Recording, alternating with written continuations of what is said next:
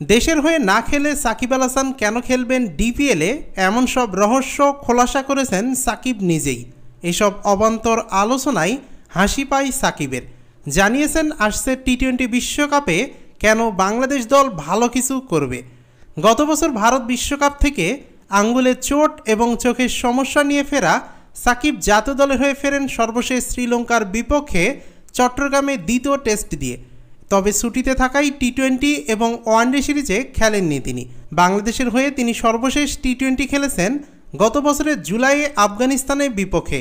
তবে সম্প্রতি সাকিব খেলেছেন Dhaka premier division cricket league ডিপিএলে এবং সর্বশেষ বিপিএলে। এদিকে জিম্বাবুয়ের বিপক্ষে টি-20 সিরিজে সাকিব আল হাসান কয়টি ম্যাচ খেলবেন সেটা এখনও নিশ্চিত নয়। তবে সাকিব যে জিম্বাবুয়ে সিরিজে শুরু থেকে থাকছেন না সেটা নিশ্চিত। দল ঘোষণার পরই প্রধান নির্বাচক গাজী আশরাফ হোসেন লিপু জানিয়েছেন সাকিবকে সিরিজের শুরুর দিকে পাওয়া যাবে না। সাকিব এ সময় খেলবেন শেখ জামালের হয়ে Dhaka premier division cricket league ডিপিএলে। এরপর থেকে সামাজিক যোগাযোগ মাধ্যমে এ নিয়ে ধোঁয়াশা তৈরি হয়। জিম্বাবুয়ে সিরিজে শুরু থেকে না খেলে কেন সাকিব ডিপিএলে খেলবেন ওঠে এমন প্রশ্ন। তবে যুক্তরাষ্ট্রে একটি অনুষ্ঠানে এই বিষয়ে নিজের অবস্থান পরিষ্কার করেছেন সাকিব। তিনি জানিয়েছেন জিম্বাবুয়ে সিরিজে অবশ্যই খেলব। দেশে হয়তো এ নিয়ে একটা কনফিউশন বা দ্বিধা চলছে।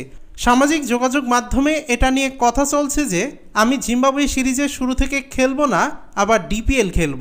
আসলে কোচ অধিনায়ক সবার সঙ্গে আগে কথা বলে রেখেছিলাম। কোচ বলেছিলেন দুটো ম্যাচ খেললেই হবে।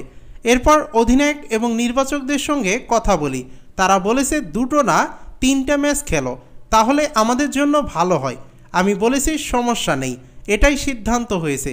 যেটা নিয়ে দেশে এত কনফিউশন দেখতে পাচ্ছি, খুবই অবান্তর আলোচনা।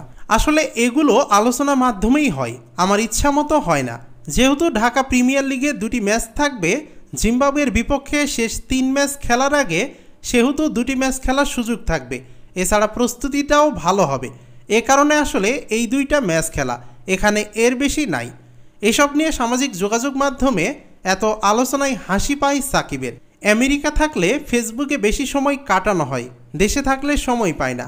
সামাজিক যোগাযোগ মাধ্যমে এসব দেখলে আমার একটু হাসি পায় যে মানুষ কত রকম চিন্তা করতে পারে।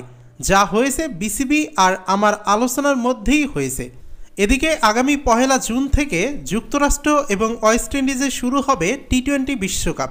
এই টুর্নামেন্টে বাংলাদেশের সম্ভাবনা নিয়ে সাকিব আল হাসান বলেছেন বিশ্বকাপ পাওয়ার মতো অবস্থায় আসছে কিনা এটা বলাটা একটু মুশকিল।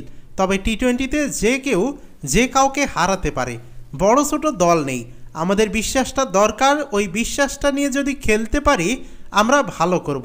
বলছি না ট্রফি জিততে পারবো কি পারবো না, তবে আমাদের ভালো কিছুর সম্ভাবনা আছে।